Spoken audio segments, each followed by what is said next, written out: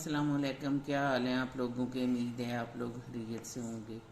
आज मैं जो रेसिपी आप लोगों के साथ शेयर कर रही हूँ वो चोंगे और गोश्त की रेसिपी है। बीफ मैंने ले लिया है 1.5 पाव और 1.5 पाव चोंगे ले लिए। ये फ्रोज़न है गोश्त जो है, और चोंगे जो हैं इनके ये मैं साफ़ कर लेनी है इस तरह से। इनकी नोकें जो हैं तार लेनी है इस तरह। तो नोकें तार के तो पीस कर लेने हैं। फिर इसको नमक लगा के 15 मिनट के लिए रख देने। उसके बाद जो है दूसरा प्रोसीजर है।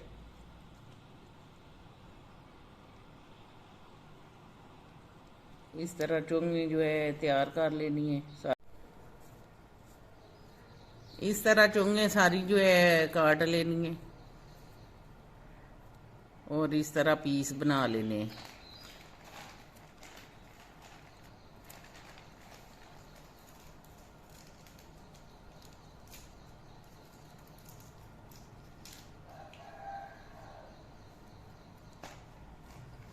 ये रमज़ान के लिए स्पेशल रेसिपी मैं बना रही हूँ चोंगे और गोश्त की।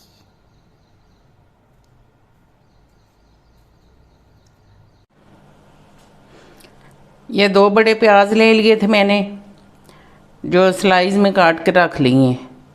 और ये अदरक लहसुन का पेस्ट भी बना लिए, एक चम्मच ये है अदरक लहसुन का पेस्ट। 3 बड़े टमाटर हैं, उनको भी टुकड़ों में काट लिए।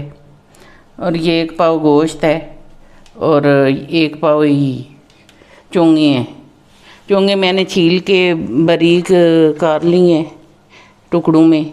अब इसमें नमक डाल देना 1 चम्मच के करीब और इनको इस तरह से माल लेना। इस तरह से इस तरह नमक लगा के 15 मिनट के लिए रख देने।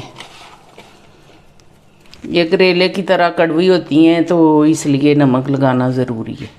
और ये मसाले हैं, ये मिर्च जाएगी आधी चम्मच के करीब, इसी में डाल दूंगी मैं ये जो मसाला है।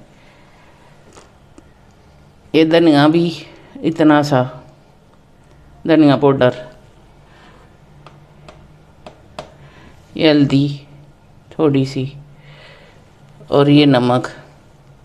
ये गोश्त गलाने के लिए ये मैं सारा मसाला डाल के तो कुकर में डाल दूंगी ये सारे मसाले। ये कुकर चढ़ा दिया चूल्हे पर। इसमें मैं ये गोश्त जो है ये डाल दूंगी। बिस्मिल्लाहिर्रहमानिर्रहीम।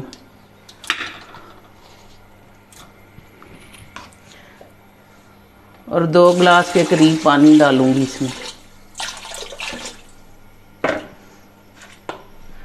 और ये अदरक लहसुन टमाटर और ये सारा जो मसाला है, हल्दी नमक मिर्च, ये सारा इसमें जाएगा।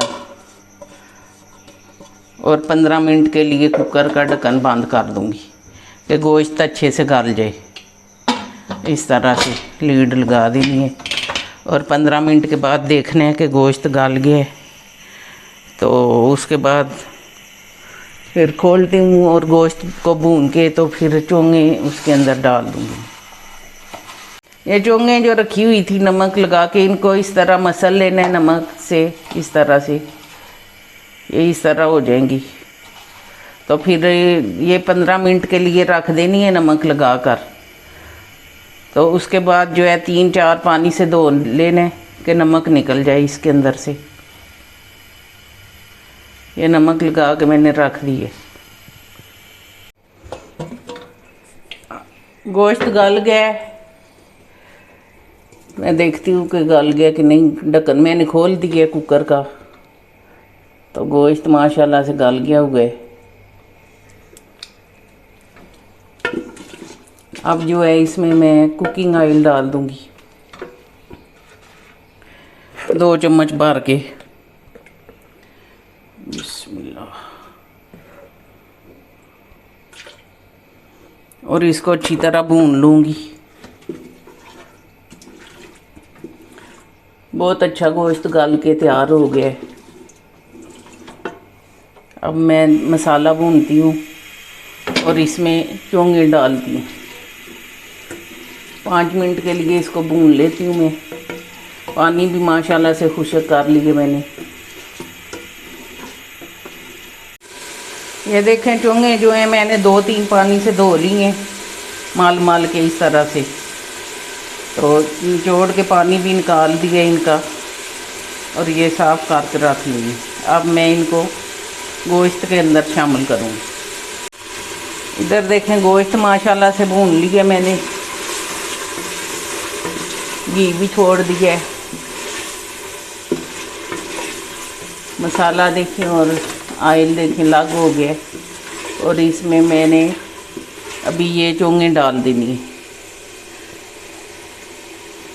बिस्मिल्लाहिर्रहमानिर्रहीम। इस तरह ये सारी चोंगे इसमें शामिल कर दूंगी और अच्छी तरह इनको मिक्स कर देने और हल्की आंच पे दम पे इनको पकाने।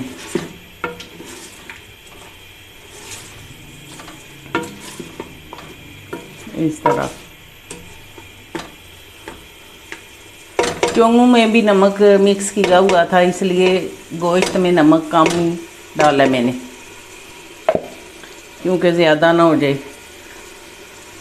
ज़्यादा हो जाए तो फिर निकलता नहीं है, इसलिए अब मैं इसको ऐसे ही पकाऊंगी ढक्कन लगा के।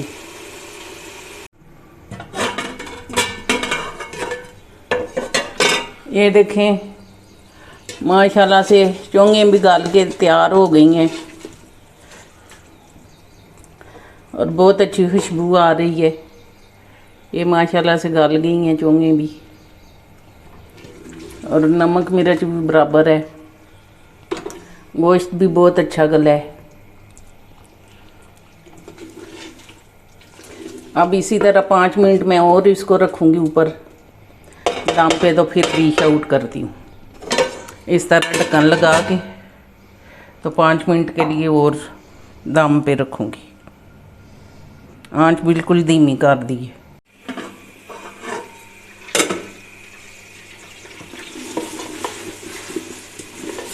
ये देखें सालन पक के माशाल्लाह से तैयार हो गया।